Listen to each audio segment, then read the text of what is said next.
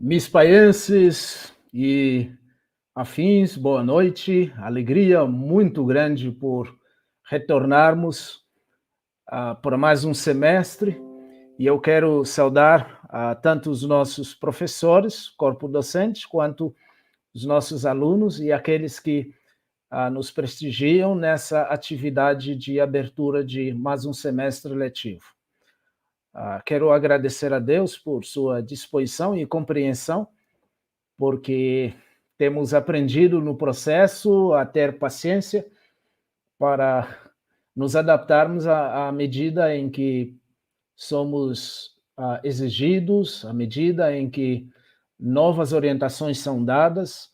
E eu quero de coração agradecer a vocês pela flexibilidade e por esta participação. Hoje nós teremos a presença e a oportunidade de ouvir um dos professores da casa, pastor João Paulo Gouveia, JP. Ele estará falando sobre habilidades, competências, valores que ao longo desse ano e meio nós temos aprendido.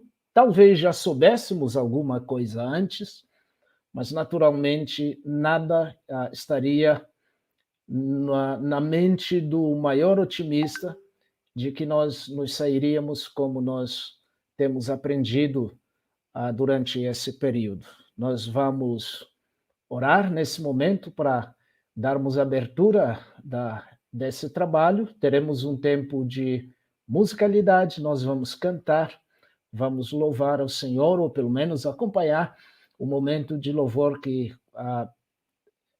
foi designado para isso, e depois, então, nós ouviremos o professor João Paulo Gouveia. Permita-me orar antes de que qualquer outra atividade seja colocada em pauta. Eu quero encorajar você a colocar no chat, no YouTube, suas perguntas e também sua participação, sua interação e participação dessa atividade. Vamos orar. Senhor, nosso Deus, obrigado pelo teu cuidado, teu amor, tua graça, tem sustentado as nossas vidas, a nossa instituição, e no dia de hoje nós oramos para que o Senhor alcance os nossos corações e que no meio de tudo isso o teu nome seja glorificado. Use os instrumentos que has de usar, use de misericórdia e graça para permitir com que nossos corações sejam desafiados ao crescimento. Use, Senhor, a bênção de cada um dos teus filhos, das igrejas que nos acompanham. E nessa experiência que temos tido ao longo dos anos, pedimos, Senhor, que conforte o coração daqueles que tiveram experiências dolorosas com a perda de familiares ou pessoas próximas, que o Senhor saiba confortar, inclusive, quem sabe, aqueles que se encontram doentes nesse momento. A nossa oração nós a fazemos no nome de Jesus, nosso Senhor. Amém. Vamos cantar.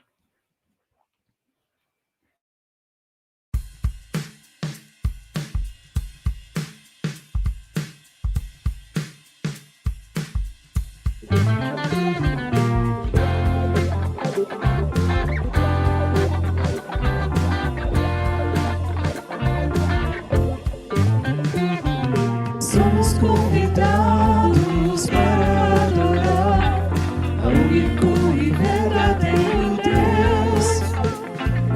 O Pai gracioso veio nos amar, preocupado com os que são seus. Viu nossa miséria, nossa condição, sem uma esperança, sem uma razão. Com sua graça, com seu perdão, deu-nos vida nova em Jesus. Ele é o Filho amado, prazer do nosso Pai. Tem em suas mãos o poder de nos guiar. Juntos levantemos sempre as nossas mãos e a uma voz louvemos a Jesus, o Senhor.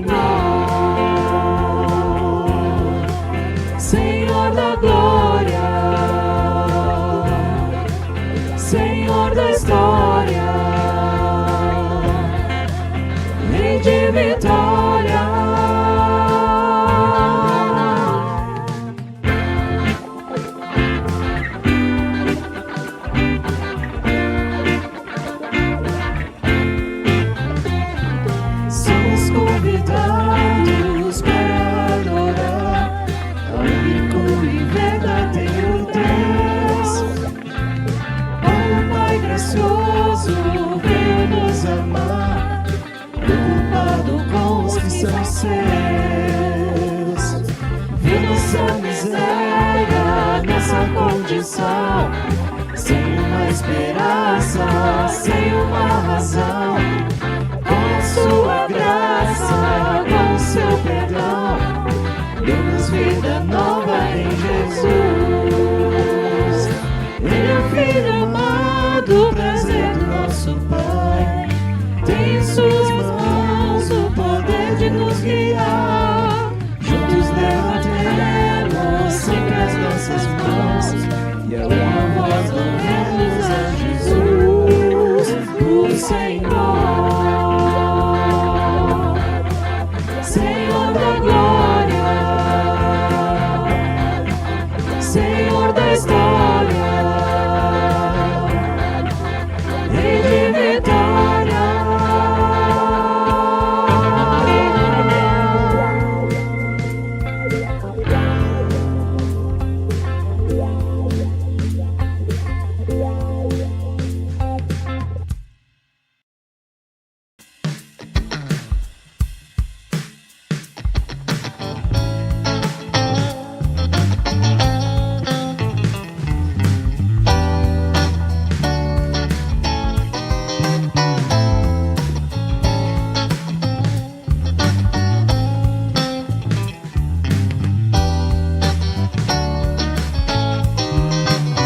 Em todo tempo eu louvarei ao Senhor, sempre estará nos meus lábios o seu louvor. Em todo tempo eu louvarei ao Senhor, sempre estará nos meus lábios o seu louvor. Alegrar-se-á no Senhor a minha alma. Alegrar-se-á no Senhor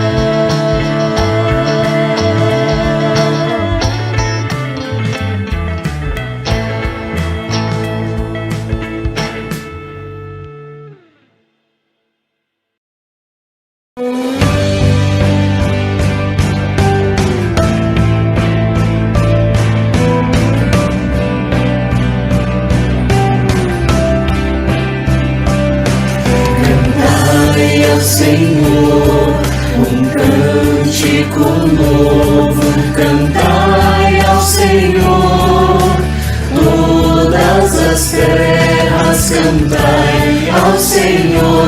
Bendizei o seu nome, proclamai a sua salvação. Anunciai entre as nações a sua glória, entre todos os povos as suas maravilhas.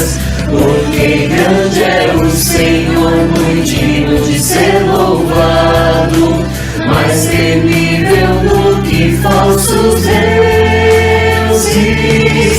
Glória e majestade estão diante dele, força e formosura no seu santuário. Glória e majestade estão diante dele, força e formosura no seu santuário.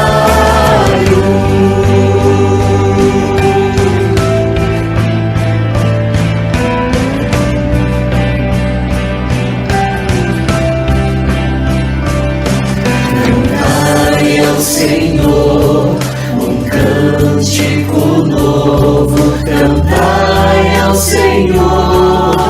Todas as terras, cantai ao Senhor. Bendizei o seu nome, proclamai a sua salvação. Anunciai entre as nações a sua glória, entre todos os povos as suas maravilhas. Porque grande é o Senhor, muito digno de ser louvado, mais temível do que falsos deuses. Glória e majestade estão diante dele, força e formosura no seu santuário. Glória e majestade estão diante dele, força e formosura no seu santuário.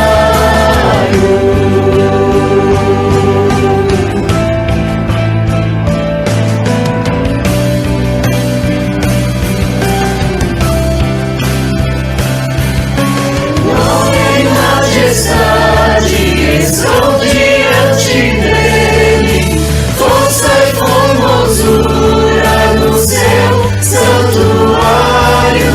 Glória e majestade estão diante dele, força e formosura no seu santuário.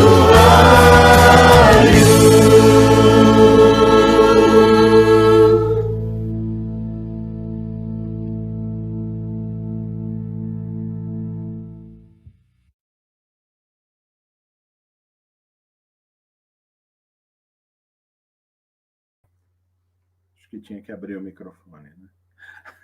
Muito bem, eu sou o pastor João Paulo Gouveia, né? JP para alguns aí, todo mundo aí que pelo menos me conhece aí. Uma boa noite para todo mundo, é um prazer poder estar aqui junto com vocês, podendo iniciar mais um semestre aí do Seminário Teológico Batista MISPA. Agradeço aí o privilégio que o pastor Cacuto me deu nessa noite. Espero poder, de alguma maneira, estar à altura desse convite, à altura do seminário também. Bom, a tarefa é árdua aqui, eu vou fazer uma pequena introdução, mas eu gostaria de trabalhar textos bíblicos para falar sobre as coisas que apareceram no processo todo de pandemia para nós, não é? A gente fala sobre o novo normal, a gente teve o aparecimento de muitas fobias, de muitos medos, de muitas ansiedades, a gente teve que vencer desafios, principalmente nessa questão da igreja, tanto no comércio, no mundo inteiro, as coisas se alteraram, e aquilo que a gente conhecia como uma estrutura rígida que tinha na nossa cabeça que a gente nunca de nenhuma maneira a gente ia ficar sem, a gente passou a ficar sem, porque a pandemia atrapalhou o processo todo estruturalmente, não foi nem uma questão de simplesmente mudar algumas coisas na nossa vida, né? Tecnologia veio para ficar, alguns medos vieram para ficar, as aberturas nos nossos corações, nos processos de evangelismo, nos processos de crescimento da igreja, de maturidade das pessoas também. Abriu-se portas para tudo isso, e são grandes os desafios da igreja a partir de agora, assim como foram grandes e têm sido grandes os desafios nas igrejas que, durante esse período de pandemia, né? Incrível que esse 1 ano e meio que nós ficamos, ou ainda estamos alguns, a minha igreja, a minha congregação, onde eu sou pastor, exerço o ministério pastoral, a gente não voltou até agora, a gente está completamente em casa, não é? Preso dentro de casa. Lógico, algumas atividades elas já estão acontecendo. Eu trabalho também na Rádio Transmundial, então tenho ido lá com um pouquinho mais de frequência do que o ano passado, por exemplo. Já fui vacinado e aí a gente acaba ficando um pouquinho mais ousado, não é, no processo todo. Mas é incrível como surgiram competências, surgiram valores, surgiram movimentos ou características, algumas coisas que apareceram na pandemia para nós, que foi nos obrigando a, de alguma maneira, conseguir desenvolver competências e habilidades que a gente não tinha antes. Eu, por exemplo, sou uma pessoa extremamente orgânica. Os que me conhecem sabem que eu tenho pouca relação de intimidade com uma agenda, por exemplo. Tenho pouca intimidade com uma organização extremamente rígida, não é, no processo todo. Então, eu tive que desenvolver uma habilidade de autogestão durante a pandemia, e esse é um processo que muitos de nós, pastores e líderes e pessoas que ficaram em casa para trabalhar, do que a gente chama de home office, não é?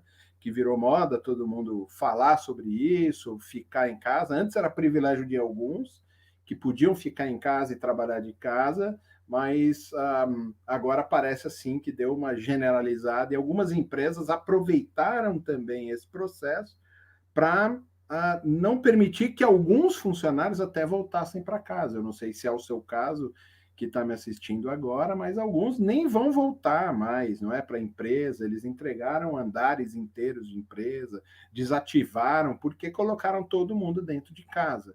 E aí uma das habilidades que aparece nesse período todo é exatamente essa questão da autogestão. Não é? Alguns acham, 1 ano e meio fechado em casa, sem ir à igreja, né? Trabalhou pouco, descansou bastante. Muito pelo contrário, trabalhamos o dobro. Os pastores que estão me ouvindo sabem que isso é assim. A gente trabalhou o dobro, o triplo talvez, teve que ficar em casa fazendo uma gestão do trabalho profissional, do trabalho que a gente tem na igreja, no exercício da nossa profissão. Alguns de nós não são integrais na igreja, trabalham em outros empreendimentos, não é, para se sustentar, e tiveram que fazer uma autogestão muito bem aplicada, não é, um controle e uma organização, um foco muito bem desenvolvido para que a coisa não saísse do controle durante todo o processo. Alguns de nós perderam completamente o controle da coisa e depois tiveram assim que se desenvolver psicologicamente, até com alguns colegas, para voltar a tomar a rédea e o controle da vida. Então, uma das habilidades, uma das coisas que aparecem durante a pandemia é exatamente a autogestão. Para quem não estava acostumado a isso, que trabalhava de maneira orgânica nos processos todos, isso foi uma dificuldade. Então, ter agenda. Eu participei do seminário, não é? A gente deu aí o ano inteiro passado, a metade desse ano, e parece que uma parte agora desse segundo semestre também vai ser feito de maneira online.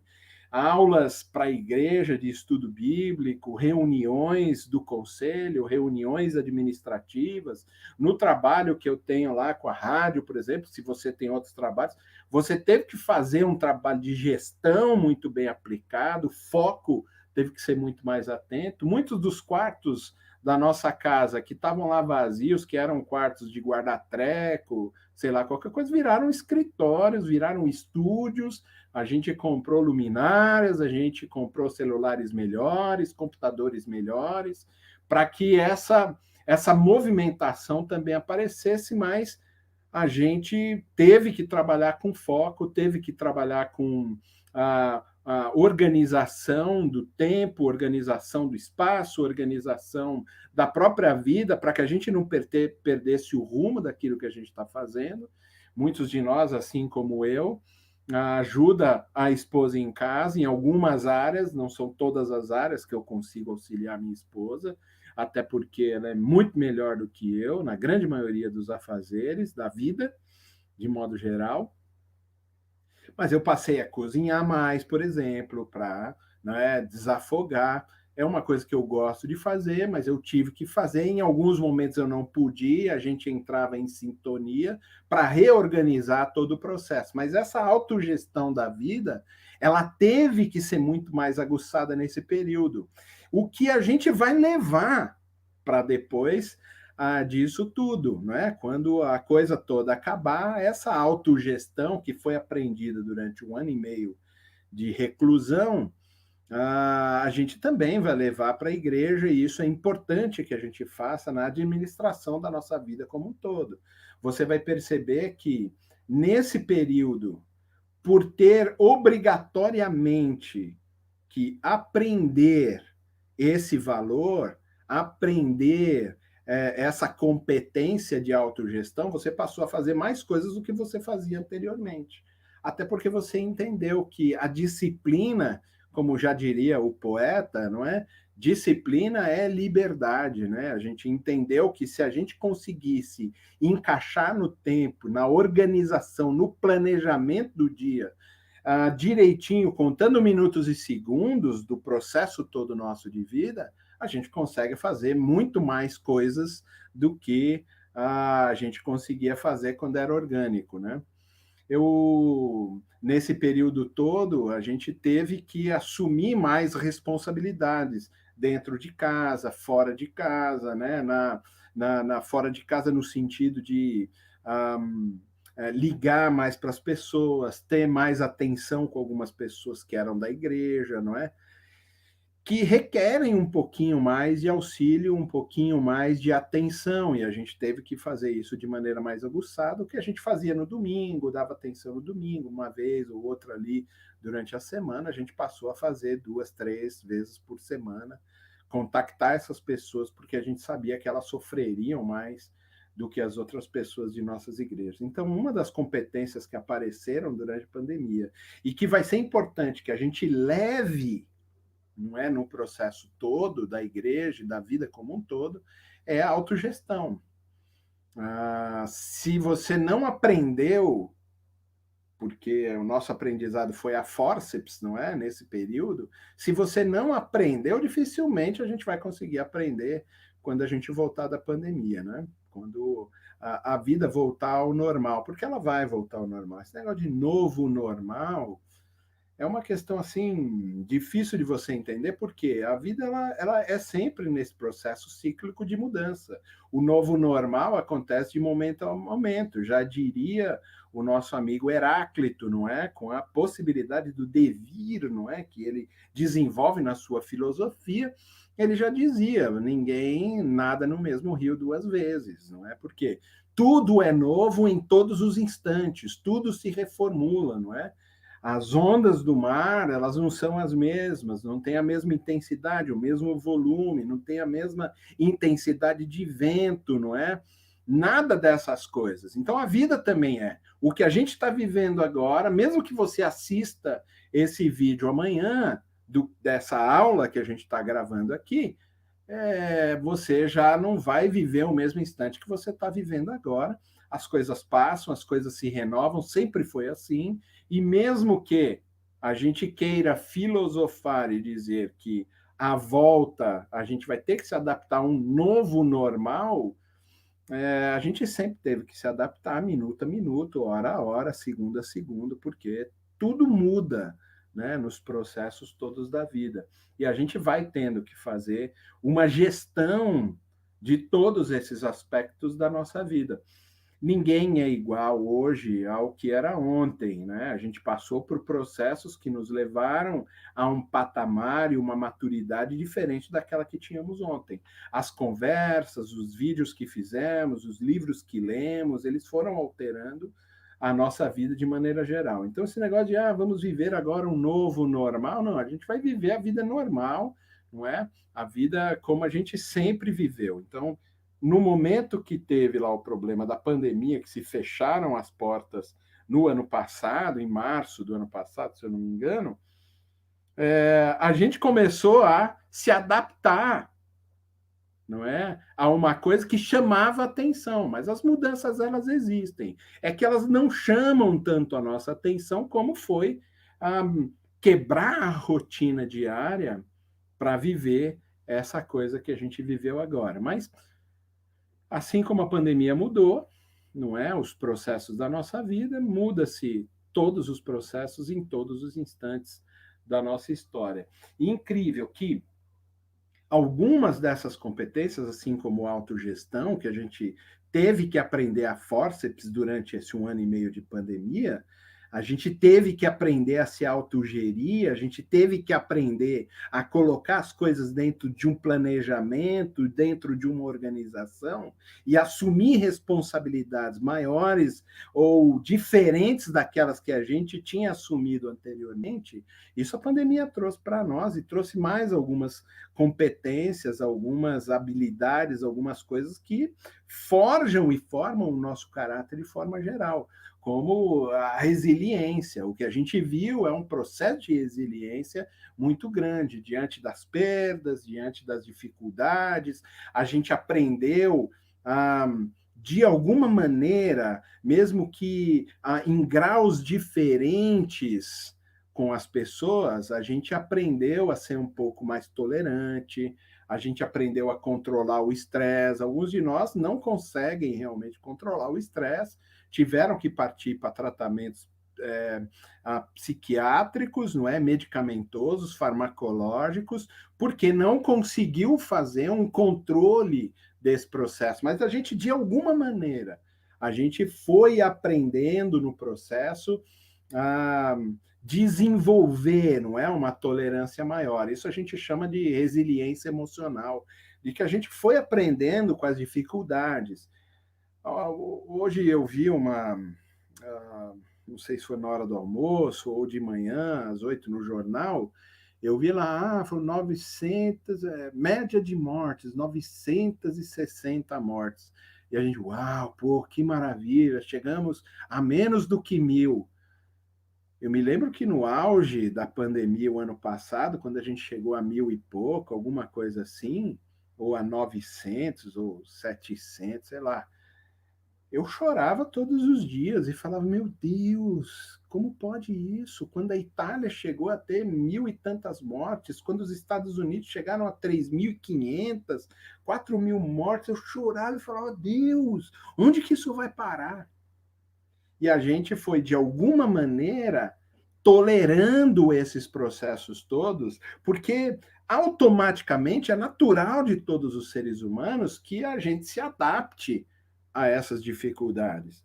Isso é uma coisa que a pandemia vai trazer, essa doença não vai embora, entendeu? Como não foi embora o H1N1, como não foi embora a AIDS, e todo mundo aprendeu com isso. Essa resiliência emocional vai trazendo para a gente uma tolerância dos processos de dificuldade que estão à nossa volta. Muitas vezes isso é natural, muitas vezes precisa de um auxílio de terceiros, como um terapeuta ou um psiquiatra, muitas vezes precisa de uma ajuda farmacológica, medicamentosa, mas de qualquer forma, a vida vai voltando mais ou menos aos seus processos e a gente vai reentendendo as estruturas de vida para poder continuar no processo, a gente chama isso de resiliência emocional. Então, a gente aprendeu a tolerar o estresse e a controlar o estresse dentro do processo todo nosso.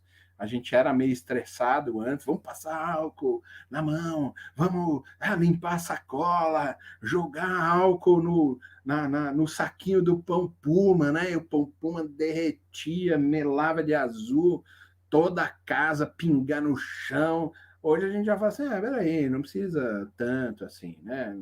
Vamos jogar muito, né? Para não derreter tanto e não pintar toda a nossa casa com a tinta do pão Puma, né?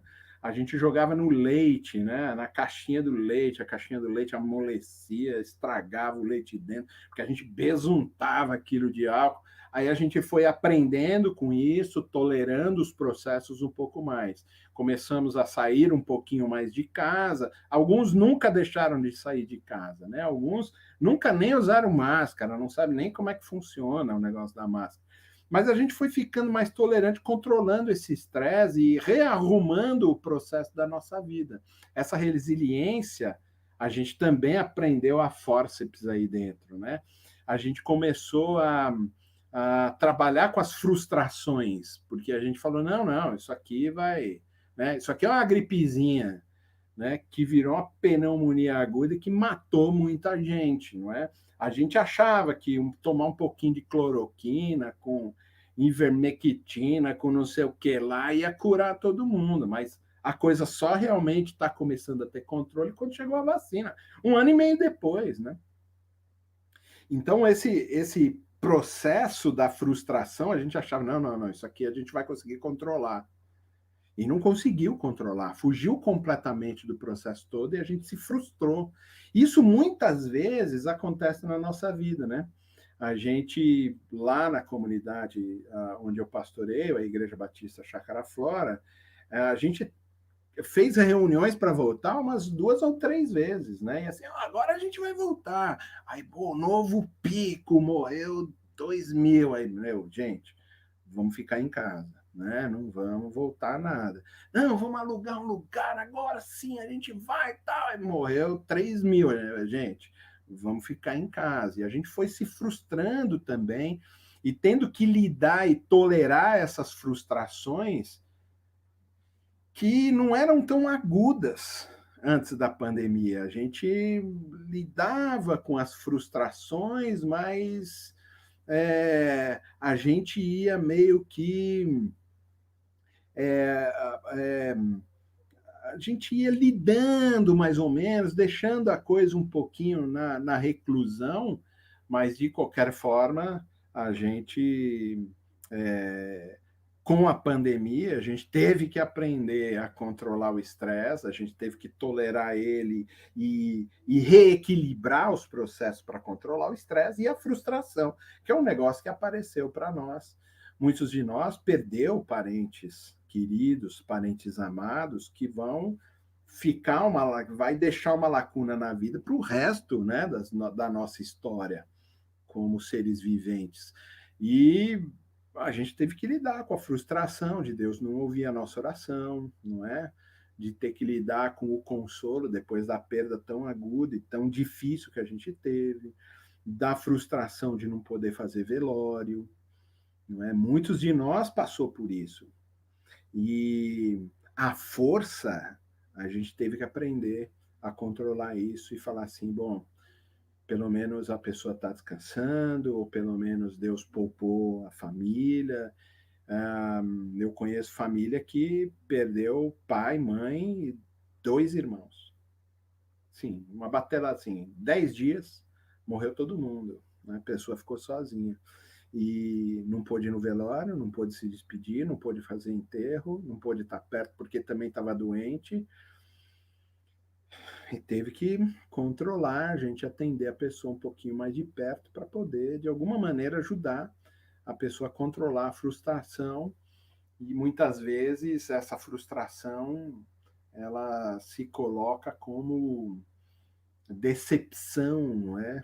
Diante de Deus, né? Porque a gente orou, a gente conversou com ele, a gente fez jejum, a gente leu a Bíblia, e mesmo assim a gente não obteve a vitória contra a pandemia. Isso é realmente uma coisa muito difícil para nós. Durante a pandemia, a gente teve também, e a gente teve que aprender a fazer isso também um pouquinho mais agudo. A gente já fazia isso meio pessoalmente, não tanto, mas a questão da sensibilidade com o outro, da amabilidade, a questão da empatia, não é, com as pessoas, o respeito, né, que a gente passou a ter com essas pessoas, que são habilidades que a gente teve que ter muito mais, né, porque a gente não podia sair de casa, então a gente comprava, fazia compra no mercado para a vizinha, né, que é uma senhora de idade, a gente correu atrás de cesta básica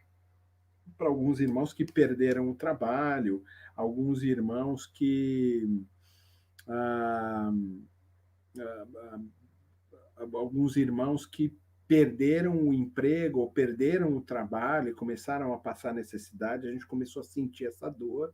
Então, essa habilidade ou essa competência a gente também desenvolveu. A gente ficou um pouquinho mais empático. Mas, ao mesmo tempo, como a coisa demorou um pouquinho mais, a gente também começou a ficar mais frio. É isso que eu estou te falando. Eu assisti hoje de manhã, eu já não chorei. 960 mortes. Pô, beleza. Baixamos de 1.000. São 960 pessoas que morreram. Como assim? Como assim baixamos de 1.000? Isso não é um sentimento que realmente possa. Então, num primeiro momento de impacto, a gente sentiu, não é, a dor do outro. Mas depois a coisa se prolongou muito. É o caso da barragem de Brumadinho, o problema da catástrofe em Mariana, as 3.500 pessoas que morreram lá no episódio do World Trade Center, né? Das Torres Gêmeas. Então a gente fica muito abalado num primeiro momento, a gente fica muito sensível com aquilo, porque aquilo choca demais a gente, depois a gente se acostuma com o processo. E é importante que a gente desenvolva a amabilidade, que a gente desenvolva a sensibilidade, que a gente desenvolva a empatia, que ela seja perene, que ela seja sempre na nossa vida, e não em momentos onde a gente fica chocado e depois, não é, a gente deixa isso para lá. Essas competências a gente vai ter que trabalhar na igreja no futuro, não é? Autogestão, resiliência, essa questão da amabilidade, da empatia, a gente vai ter que trabalhar isso depois na igreja, porque essas competências vão ficar aí. E a gente vai ter que trabalhar, vai ter que aprender nesse processo todo, porque senão a igreja não vai conseguir se desenvolver de maneira geral. Nessa questão da empatia, a gente vai perceber que a gente teve que aprender a fazer um negócio que a gente fazia com um abraço na igreja.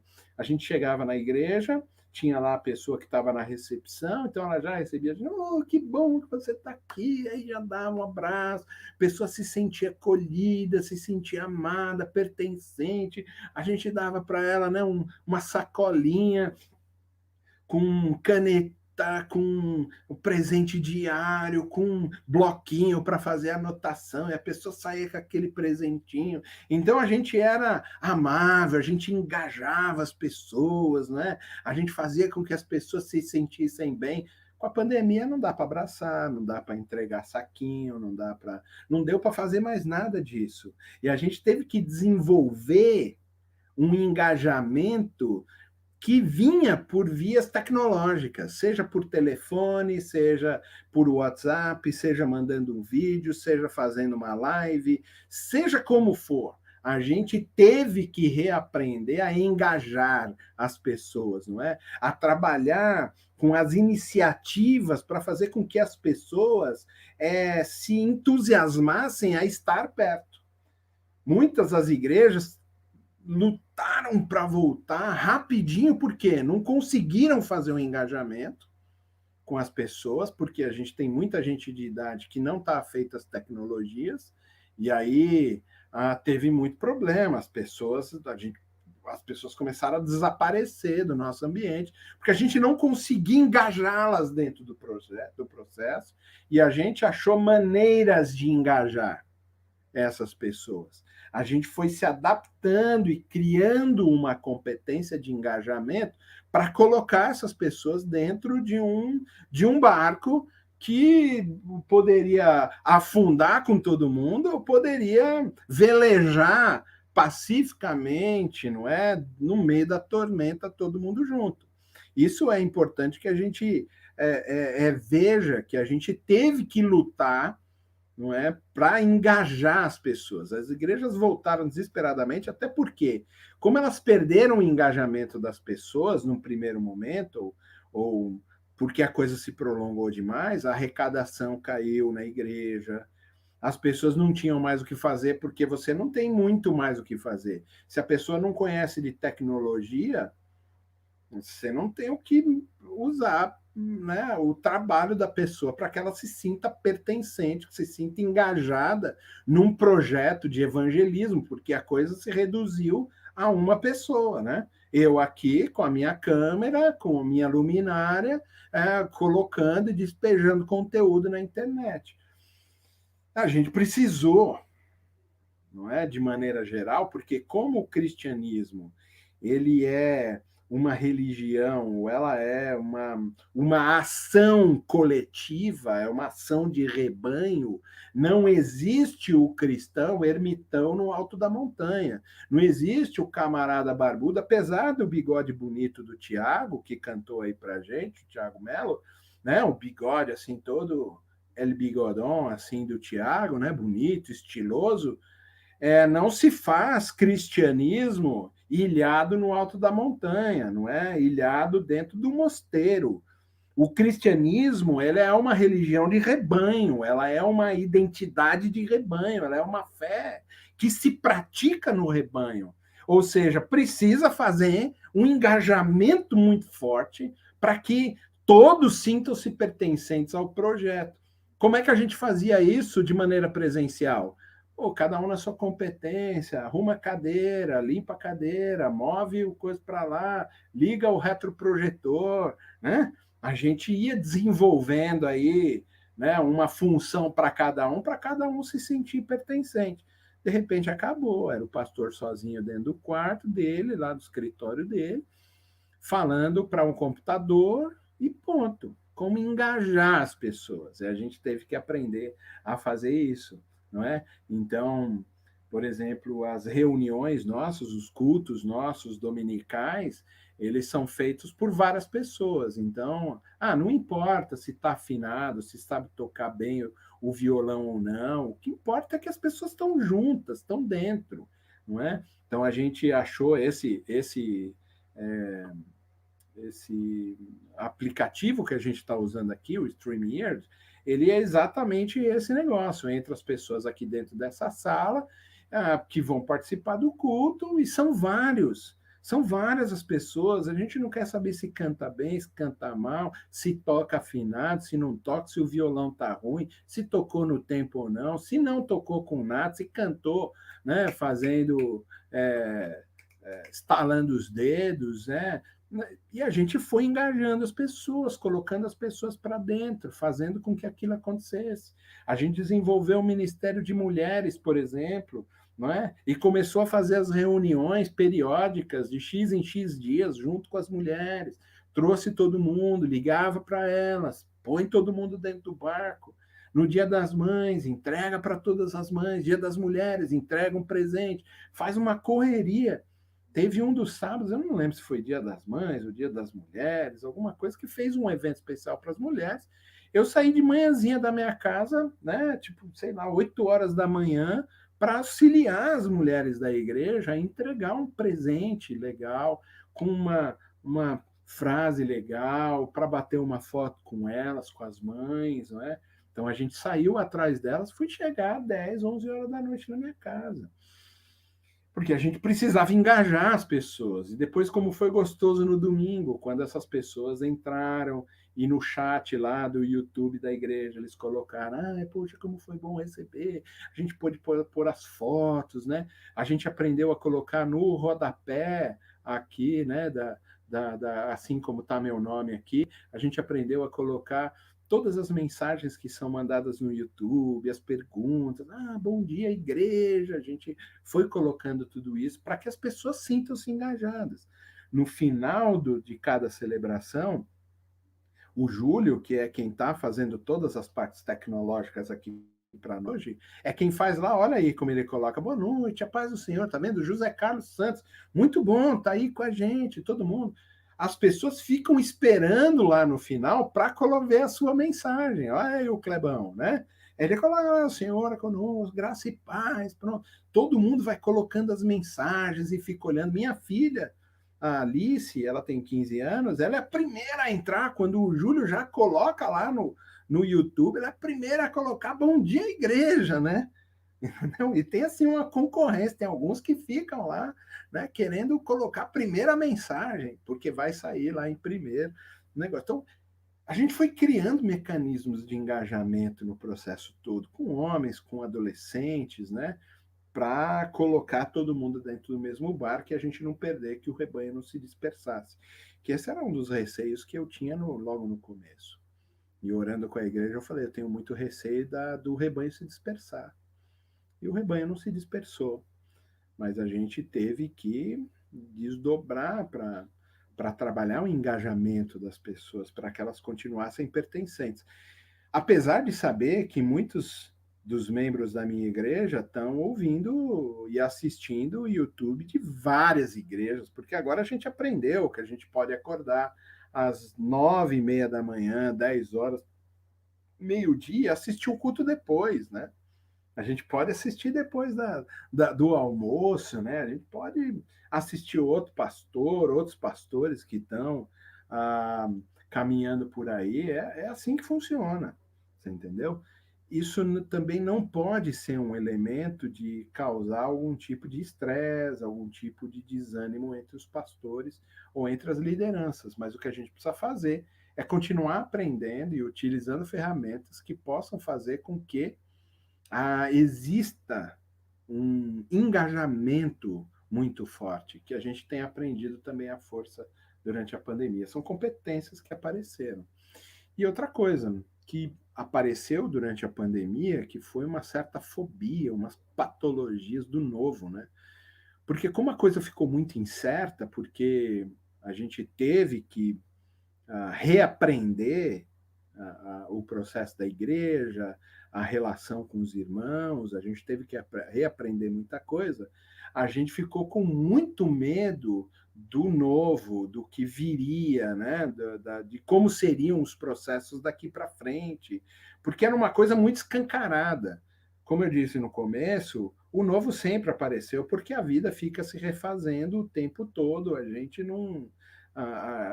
nunca senta no mesmo sofá todas as vezes, né? Ele já mudou, já está diferente, já tem um pouco mais de sujeira, já está um pouco mais gasto do que estava ontem, né? Nunca é o mesmo, nunca é o mesmo processo. Mas a gente não percebia, porque simplesmente fazia parte da vida e a gente deixava aquele negócio passar. Agora não, foi uma coisa muito escancarada e a gente ficou com medo de se abrir para o processo, que era um momento... A igreja, de modo geral, os cristãos, de modo geral, eles são muito arraigados, não é? Em processos, eles são muito arraigados, assim, nas questões estruturais, né? A gente vai se arraigando. Um desses sociólogos da religião, Mircea Eliade, ele vai exatamente falar isso. A gente é uma fábrica de produzir deuses, né?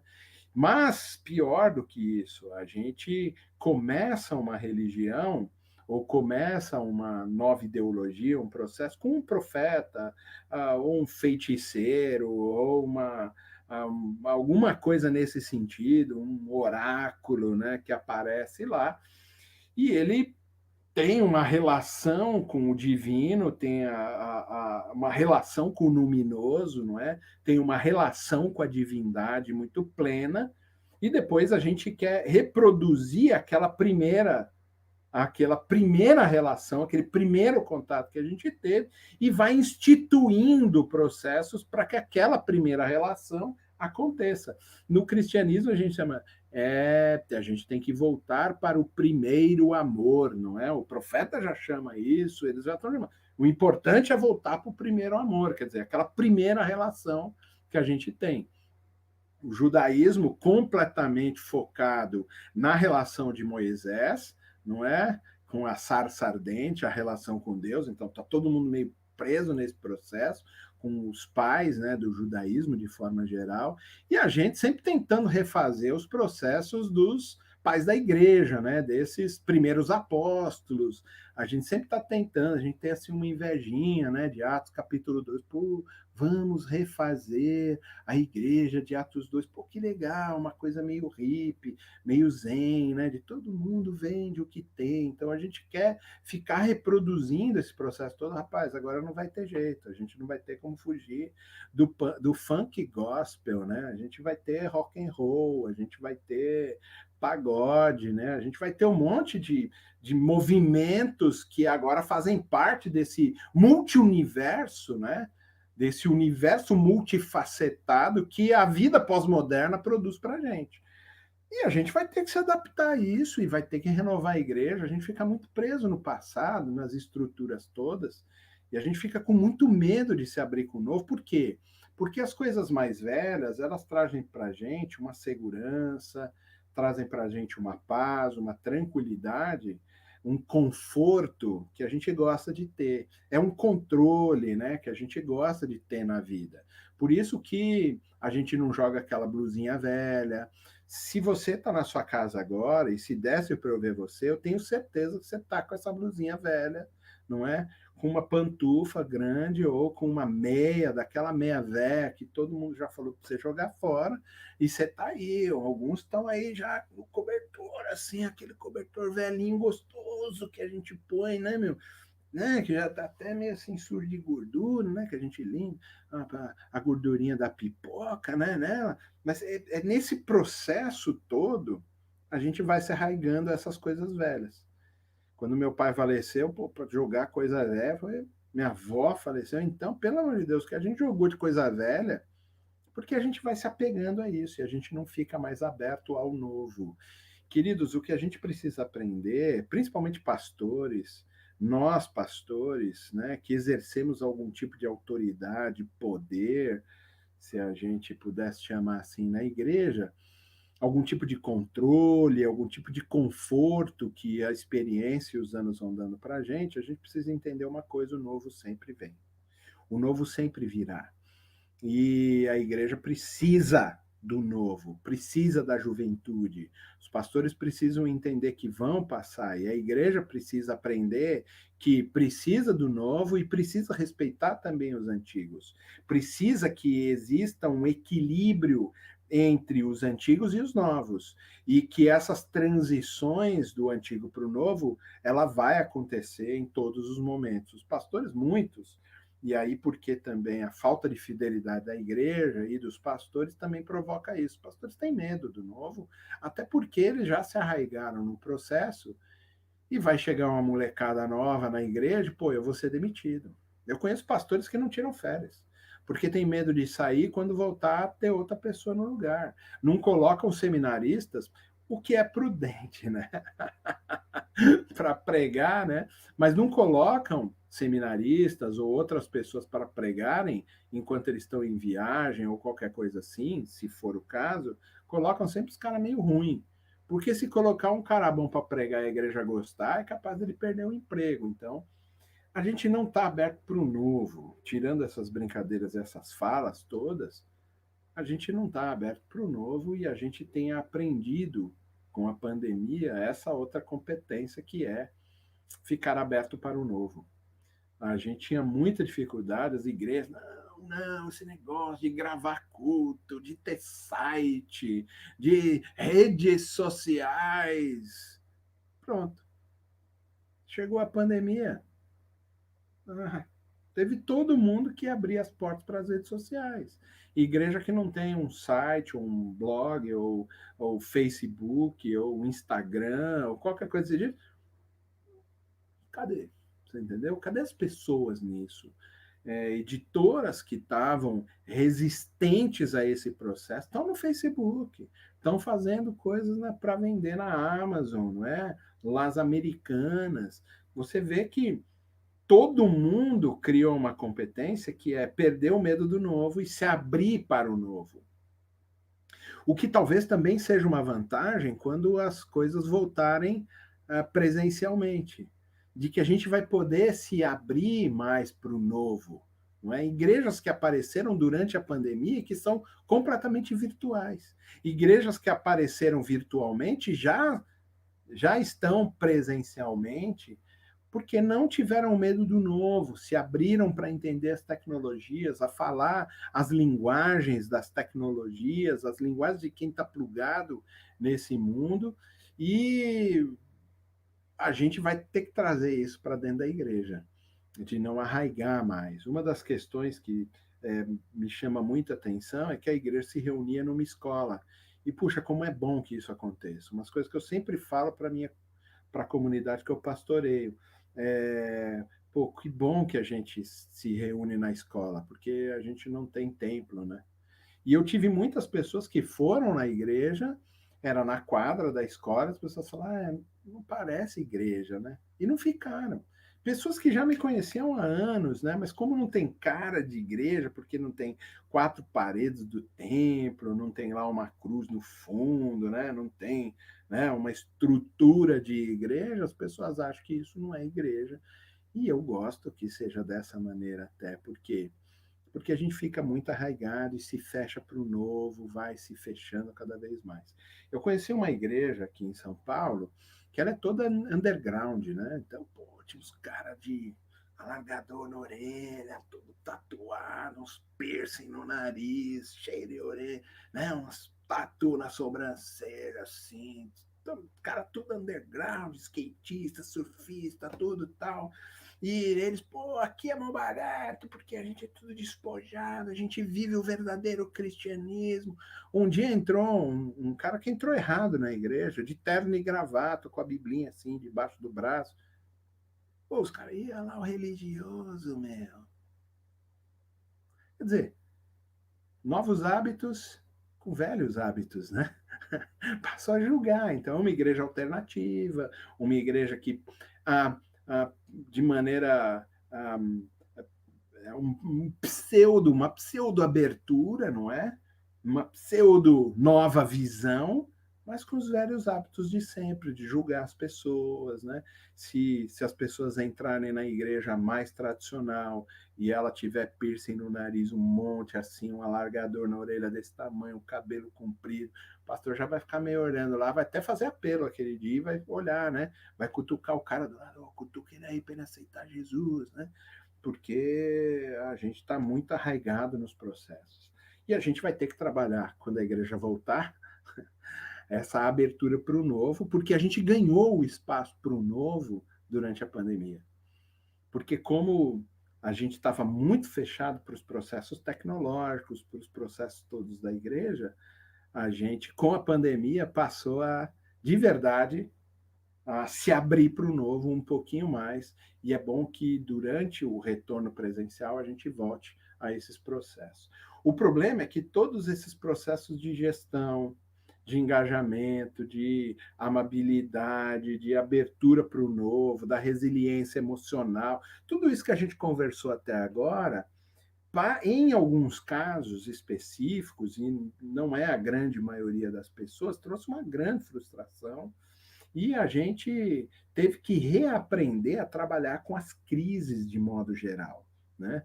A gente teve que, de alguma maneira, e aqui eu gostaria de falar exatamente sobre como resolver os problemas, e aí, de maneira um pouquinho mais filosófica, a gente vai trabalhar, mas olhando alguns aspectos da crise, porque a gente reage à crise simplesmente, a gente não aprendeu com o processo de crise, e muitas vezes agora na pandemia, que a gente tomou decisões e tomou decisões erradas e toma decisões erradas na vida. Por quê? Porque diante da crise a gente não sabe resolver o problema, a gente tem grande dificuldade com resolução de problemas, resolução de crises, a gente não sabe como fazer as escolhas, porque a gente não para observar os processos todos. Tem um rabino que eu gosto bastante de ler, chama Newton Bonder, e ele escreveu um livro que chama O Segredo Judaico de Resolução de Problemas, né? Então ele fala de uma coisa que é o Yiddishkopf, né? Que é a cabeça do judeu, né? Como funciona a cabeça do judeu, né? O professor Luiz Saião, que agora é diretor lá da Faculdade Teológica de São Paulo, diretor acadêmico da Faculdade Teológica de São Paulo, que faz parte da Rede Batista de Educação e que tem parceria agora com a gente aqui no MISPA, ou a gente que tem parceria com a Rede Batista de Educação, com cursos de pós-graduação e tudo mais, ele sempre diz que aonde tem 2 judeus, tem 6 maneiras diferentes da gente de se pensar, né? Porque cabeça de judeu pensa um monte de coisa e tem crise com todas as coisas e pensa de maneira diferente a mesma pessoa sobre o mesmo problema, né? Então, o camarada tem 3 pensamentos sobre o mesmo problema e aí fica mais difícil de responder, né? Um dia alguém perguntou para o judeu, né? Por que vocês judeus respondem todas as perguntas com outra pergunta? Ele falou, por quê? Não pode? Né? Quer dizer, o cara não responde nada, ele faz outra pergunta, né, em cima da pergunta. Quer dizer, a cabeça do judeu funciona de maneira diferente, ela trabalha de maneira, não é necessariamente o judeu agora falando, mas como é que funciona essa resolução de problemas, onde Deus está no controle de todos os processos, ou que a gente olha as coisas de maneira um pouco mais mística, de maneira mais holística, talvez, eu diria, olhando o todo do processo para tomar a decisão e tomar uma solução de verdade para aquele problema, né? Porque a gente olha o problema e ela tem várias dimensões. Ela começa com 2 características que são impressionantes para nós em todas as crises, em todos os problemas, em todos os desafios que a gente tem. Todos os desafios e todas as crises, ela tem 2 características que são importantes. Uma característica que é aparente aos olhos, à lógica, ao pensamento, e uma característica que é oculta ao pensamento, que vai precisar, ou a visão, ou a materialidade das coisas, está oculto.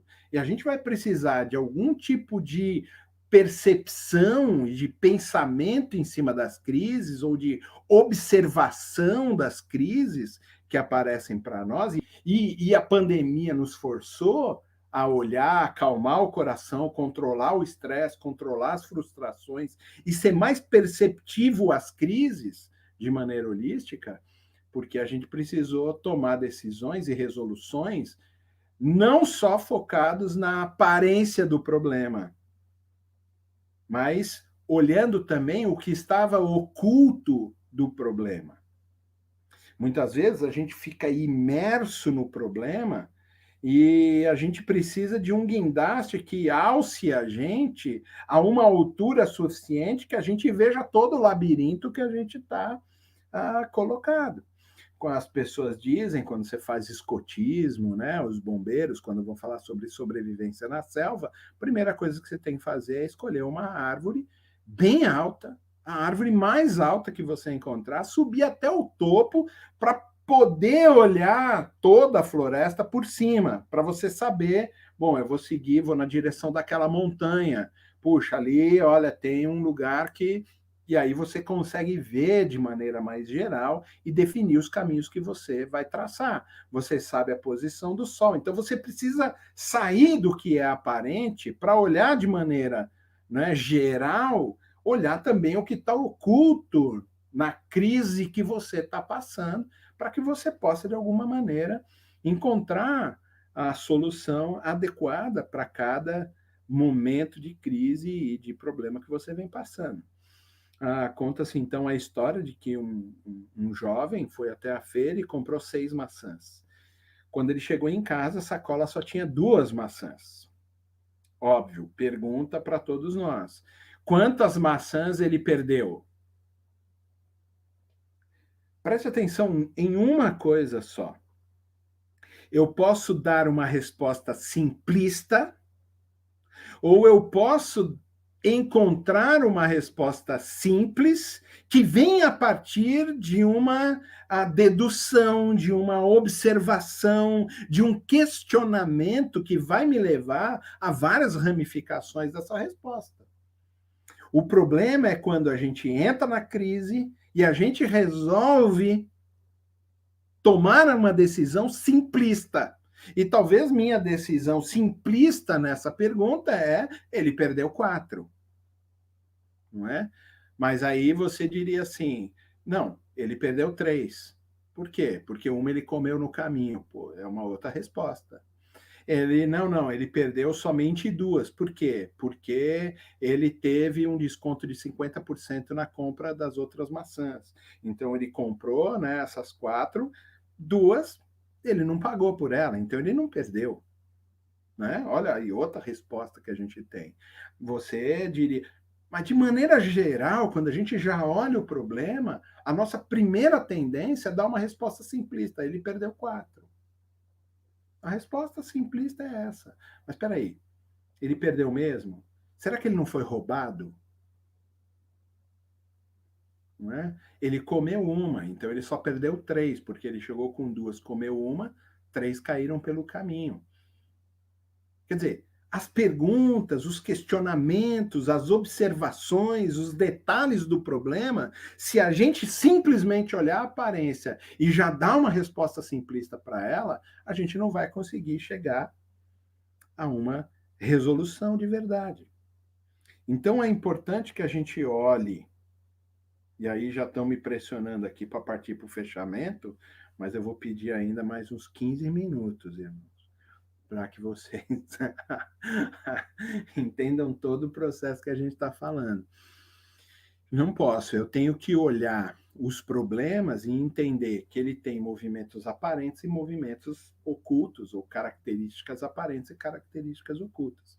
Vocês vão lembrar, quando a gente fala da questão aparente, você vai lembrar daquela passagem que está em Mateus, Mateus 21, quando Jesus se depara, está com fome, e ele vê uma figueira que tem folhas e frutos. A grande questão disso, dificuldade que a gente tem para entender esse texto, porque Jesus olha a árvore, ela tem folhas e frutos, ele vai até lá porque ele está com fome, ele quer comer os figos lá da figueira, e ele chega lá, não tem figos. Então ele diz assim: olha, você, hein? Então agora, porque você não me deu figos, você seca. Pronto, todo mundo, pô, Jesus, olha a decisão de Jesus, meu. Por que a árvore? Como ele é mau, cara. Porque ele foi lá comer, a figueira não tinha. Que culpa ela tem de não ter figos para dar para Jesus naquele momento? Inclusive, se você ler o texto de Marcos e de Lucas, você vai perceber que um detalhe que passa desapercebido em Mateus não era a época de frutos. E aí é que está a grande jogada do negócio. Jesus olha o aparente do que é aparente do negócio. A crise, ela tem uma característica que é o aparente do aparente. Aparece de forma geral, é lógico, é binário, tem 2 dimensões, ou é ou não é, ponto final. Jesus olha para a figueira e ele vê assim: ela tem flores e frutos. A árvore que tem flores e frutos, tem folhas e flores, dá frutos. Essa é a lógica. Jesus seca lá porque ele está fazendo uma parábola viva em relação aos fariseus, que são muito bonitos por fora, e quando as pessoas chegam perto dele para se alimentar, eles não têm frutos. Eles enganam por causa da aparência, do que é realmente aparente. Então ele chega lá e fala assim: olha, você me enganou. Você me enganou, porque eu olhei, tinha folhas e tinha flores. A árvore que tem folhas e flores tem fruto. E você não tem. Você é uma enganadora. Assim como os fariseus.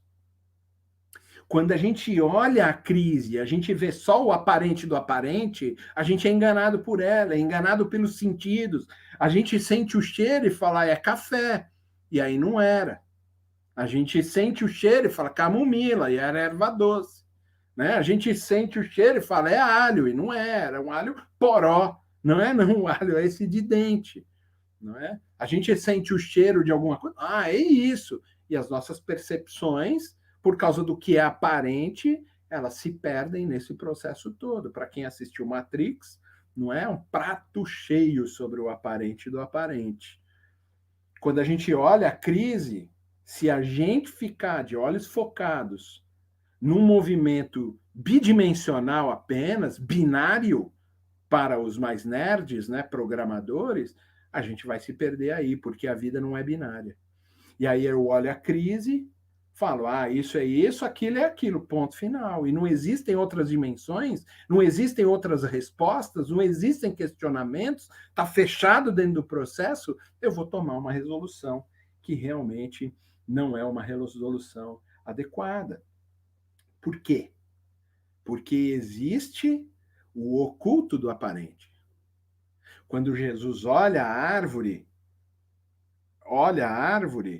não é tempo de dar frutos.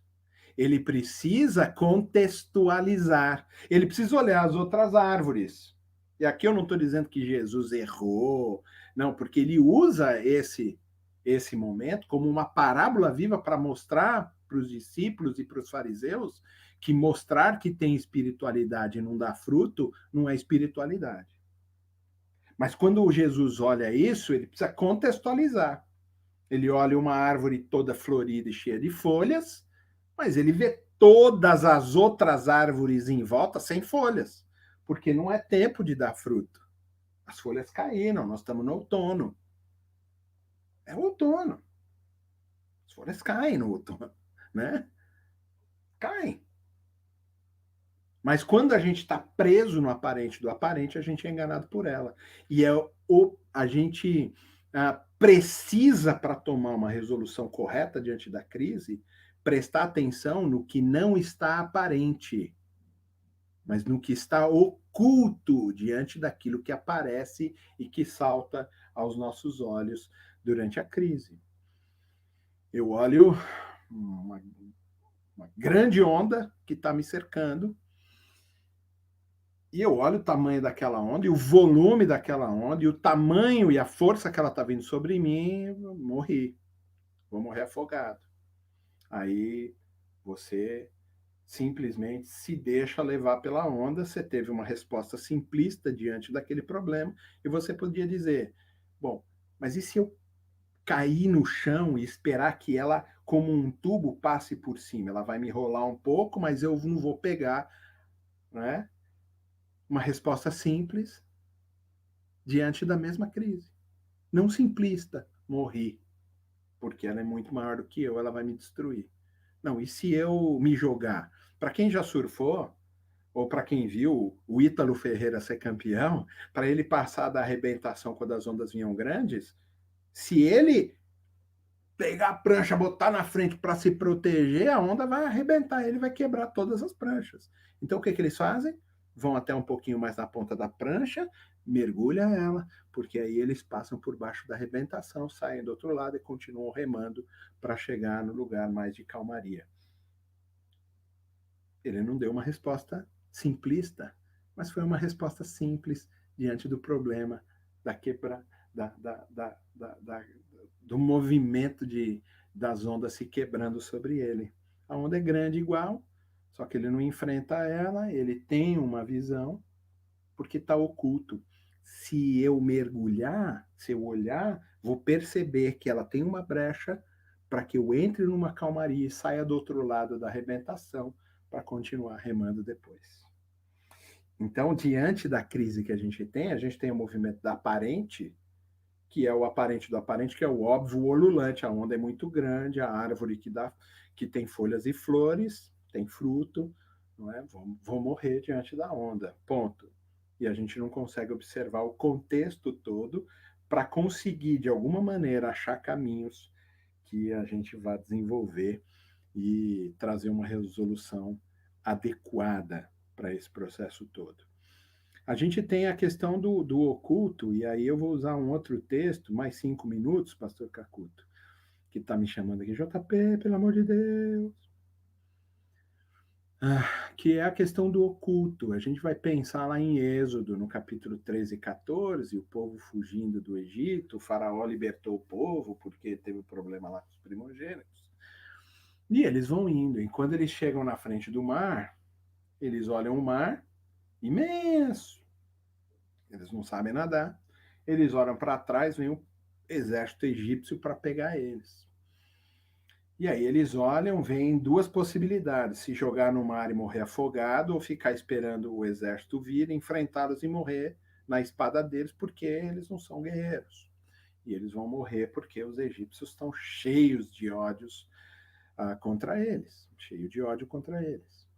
Eles olham isso, e existe uma questão que está oculta, completamente oculta diante da crise. Uma coisa que a gente não vê, que é o impossível, o improvável, que se espera, que a gente fala que a gente vê isso pelos olhos da fé, não é? Que a fé é a certeza das coisas que não se veem, mas que se esperam. Esse é o ponto todo. Quando a gente fala desse aspecto da nossa crise, é o imponderável. Alguém vira e fala assim, existem 3 saídas daqui. Uma é se jogar no mar e morrer afogada, a outra é ficar parado e morrer pela espada dos egípcios, e a outra é Deus abrir o mar. Aí alguém ri da cara dele e fala, você é louco, mano. Olha aqui o que a gente está passando, o que a gente sofreu no Egito. Esse é um imponderável, é o impossível. Que algumas pessoas conseguem ver isso de maneira muito clara pelos olhos da fé. Porque está oculto aos olhos. Está oculto dentro da aparência de catástrofe, das crises que a gente fica emergido. O imponderável, o impossível está completamente oculto aos nossos olhos. E a gente precisa sentar para observar e falar assim, uau, o que mais pode acontecer aqui? Não é?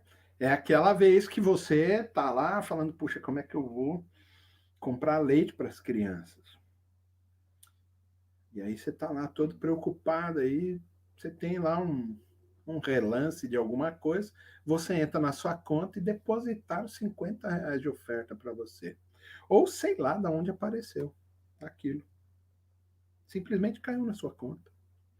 E você fala, uau, esse aí é o imponderável. É o oculto. Né? Do que é realmente aparente aos nossos olhos o processo todo. O imponderável pode acontecer, meus irmãos. E a gente não pode perder essas expectativas. A gente tem perdido a expectativa do imponderável, a expectativa do impossível. E a gente tem se perdido nesse movimento binário, nesse movimento bidimensional da vida. Todas as moedas têm 3 lados. Você entendeu? E se você quiser ainda tratar os relevos como lado, ela tem muito mais do que 2 lados. Se o redondo não é um lado só, se o movimento circular não é, tem muitos lados. É multifacetado as resoluções que a gente pode ter de uma única crise. Depende da maneira como se olha para ela, como se encara. Não pode se olhar de maneira simplista. Aí, diante dessa questão do oculto, reza a lenda, né, entre os judeus, o que se conta da história entre os judeus, é que um homem lá, simplesmente, ele não sabia nadar, tinha até um problema na perna, ele se joga no mar, porque ele fala assim, alguma coisa vai acontecer, Deus vai mover, porque ele está do nosso lado, e ele se joga no mar, e o mar se abre, e aí todo mundo consegue passar. Alguém precisa, diante da crise, você precisa, diante da crise, se comprometer com o impossível, com o imponderável. Isso faz parte da resolução do problema. Eu tenho que me comprometer com ele. Eu não posso simplesmente falar, Deus vai fazer, eu vou ficar aqui paradinho. Ou a gente vai vir e vai trucidar você. A gente não pode ficar como as virgens. Não é que não encheram por completo as suas lâmpadas, porque elas falam, ele vai vir. Mas é um vai vir assim, não sei se ele vai vir mesmo. Ele vai vir, eu vou lá na porta, porque eu acho que ele vai vir. Eu não sei se ele vai vir mesmo. E aí não se comprometeram. A outra metade das virgens, elas encheram por completo a sua lâmpada, porque elas tinham certeza e se comprometeram com o impossível e com o imponderável. O noivo virá e ele abrirá a porta. No livro lá do Rabino, ele tem uma frase que para mim ela mudou a minha vida completamente. As portas vão se abrir, porque Deus ama você. Porque ele caminha com você. As portas vão se abrir. Mas você tem que se comprometer com a abertura dessa porta. Tem que estar preparado diante dessa porta, porque ela vai se abrir. Se você estiver pronto, você vai poder entrar por ela. Mas se a sua lâmpada estiver vazia, você vai ter que virar as costas para ir até a cidade comprar azeite. E quando você voltar, a porta já se fechou. E você fica de fora. A gente está falando isso para tudo. Para o amor da nossa vida, para a prosperidade. A gente está falando para a resolução dos problemas imediatos da vida, que a gente não considera o imponderável, não considera a resolução do problema como uma questão do impossível, então a gente não se compromete com isso. Aquele homem parado diante da praia, olhando o exército egípcio vindo atrás e falou, vamos morrer, todo mundo desesperado, nós vamos morrer. E ele falou, não, o Deus do impossível está conosco. E ele se pôs para o mar, sem saber nadar, coxo. O mar se abriu, porque ele se comprometeu com o impossível. E Deus fez todas as coisas acontecerem porque ele estava pronto e comprometido. Por isso, meu irmão, minha irmã, estude, trabalhe, ganhe experiência, coma poeira, faça o que tem que fazer, porque a porta vai se abrir.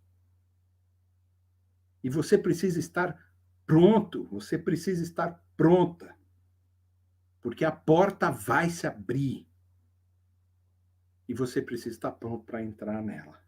Eu não sei quando. Ele diz o seguinte, o judeu acorda cedinho, ele vai trabalhar. Porque ele sabe que as portas da prosperidade vão se abrir. Ele não sabe quando, mas ele sabe que o imponderável, o impossível vai acontecer, porque o Deus do impossível está com ele. Ele é regido pelo Deus do impossível. Então as portas vão se abrir, ele não sabe quando. Então ele acorda cedo e vai trabalhar. É o último a apagar as luzes. Por quê? Porque ele sabe que a porta vai se abrir. E ele quer estar lá, diante da porta, quando ela realmente se abrir. Por isso, quando as crises aparecerem, como apareceram durante a pandemia, é necessário que você esteja aberto para o novo, mas que você entenda que para a resolução do problema tem uma questão da observação, da gente olhar o problema, da gente meditar sobre ele, fazer perguntas, porque as perguntas bem feitas vão fazer que apareçam múltiplas resoluções para ele. E ter a certeza de que o imponderável pode acontecer, porque pela fé, o Deus do impossível caminha com você.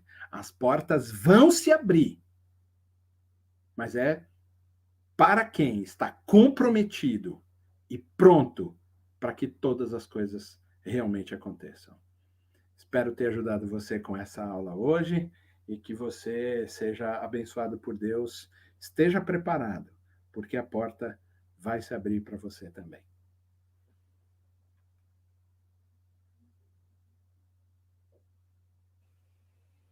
Obrigado, professor JP. Obrigado pela relevância do assunto abordado e pela forma como precisa e claramente ele foi apresentado. Nós estamos contentes porque no início desse semestre nós recebemos novos professores, alguns de volta, como o professor Scott. Dr. Scott, ele já foi nosso professor em outros semestres e nesse semestre ele está retornando.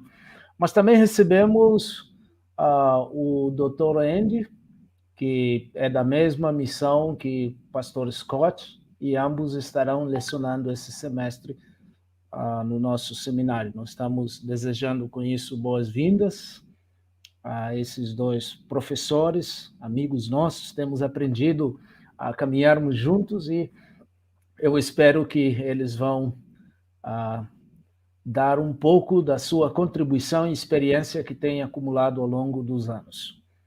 Queremos também desejar boas-vindas aos novos alunos, alguns retornando, como é o caso do Cícero, do Otto e de outros que precisaram refazer a matrícula, o Felipe. Nós desejamos boas-vindas. Boas-vindas também aos novos alunos, como a Zilma, o Eduardo, que devem estar assistindo esta apresentação. Eu quero de coração desejar boas-vindas aos nossos alunos também. Deixa-me dar algumas informações importantes do que está sendo perguntado. A primeira delas, até quando nós estaremos no sistema remoto? Nós estaremos, especialmente este mês de agosto. Algumas notícias na cidade, nossos governantes já estão retirando algumas restrições, ou quase todas as restrições. Essa notícia é do jornal hoje. E com isso, então, as atividades vão começando a se concretizar presencialmente. Assim que tivermos esta segurança e as atividades na Vila das Belezas também tiverem abertura, então, nós poderemos voltar o quanto antes. Isso pode ocorrer em setembro, pode ocorrer em outubro, mas temos expectativa de que este semestre nós teremos o retorno às atividades presenciais. Por que isso?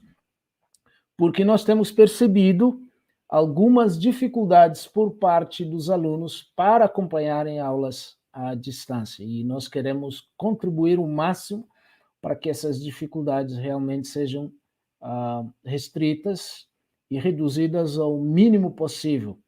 Eu quero pedir que algumas dificuldades, alguns alunos com dificuldades de aulas remotas, nós só temos percebido isso quase no finalzinho do semestre. Na medida em que você tiver dificuldades, por favor, entre em contato conosco. Queremos, de alguma forma, ajudar na medida do possível, queremos contribuir para que você não carregue essas dificuldades até o final do semestre, e aí, então, elas se tornam monstruosas demais, tá ok? Outra coisa, diferentemente do semestre passado, houve uma mudança nos aplicativos que nós usamos para as aulas, não é? Hoje, o Google Meet, majoritariamente usamos esse aplicativo, ele apenas está restrito por 1 hora. O que nós queremos dizer para os professores e alunos é que o mesmo link ele pode ser usado para uma segunda chamada. E com isso, talvez dando um intervalo de 1, 2 minutos, no máximo 5, se a aula começa às 7h30, por exemplo, 8h30, 8h29, dá um intervalo, daí 3, 4 minutos, entrar novamente no mesmo link para iniciar a aula até o final dele. Isso não causa prejuízo nenhum. Pelo contrário, dá uma respiradazinha, levanta, toma uma xícara de café ou bebe água, alguma coisa assim, isso vai ajudar também. Assim, é a mesma coisa na segunda aula, nesse sentido. Se tivermos algum outro aplicativo que não tem intervalo, alguém sugeriu o Teams, por exemplo, nós veremos isso ao longo da semana aí no grupo. O Jitsi também não tem limite, professor, ainda, viu? Não entendi, pastor. Jitsi. Ok. J-I-T-S-I, Jitsi. Esse também não tem limite. Não tem limite. Então, nós vamos poder migrar para essas oportunidades para podermos conversar nesse sentido. Então, são essas informações que precisava reforçar, lembrando que o calendário das atividades nossas do MISPA ele está publicado no nosso grupo.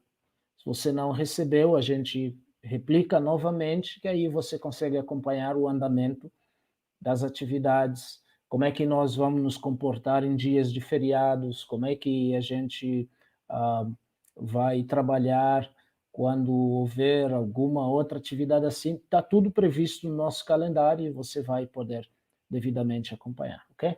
Creio que são as informações que suscitariam dúvidas e eu espero ter respondido a estas perguntas. Mais uma vez, desejo produtividade e reitero o que o professor JP acabou de dizer. É para ralar. Dias bons estão pela frente, estão no horizonte, mas não vem de graça, tem que ralar.